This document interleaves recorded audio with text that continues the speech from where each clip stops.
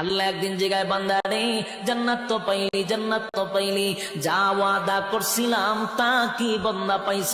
জান্নাতীরা বলেন মালিক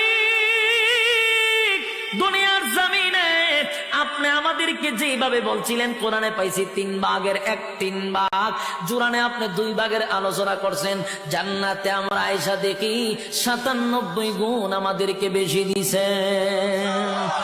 এবার জান্নাতীর আল্লাহর কাছে একটা দরখাস্ত পাঠাবে, মালিক আমরা জান্নাতের ভিতরে গুইরা গুইরা সব নিয়ামত দেখলাম, কিন্তু দুনিয়ার জমিনে আমরা অনেক বন্ধু বান্ধব ছিল যাদের সঙ্গে ব্যবসা করতাম, যাদের সঙ্গে চাকরি করতাম, যাদের সঙ্গে খেলাধুলা করতাম, যাদের সঙ্গে আড্ডা মারতাম, আমি জান্নাত পাইলাম কিন্তু আমার বন্ধুরে গোটা জান্নাত বললাম পাইলাম না। আল্লাহ বলে বান্দারে আরামে আছো ঠিক নয় তাহা আরেকজনের খবর লস পাল্লায় কই জাহান্নাম কই আমি একটু দেখতাম। আল্লাহ কই আরামে আছো।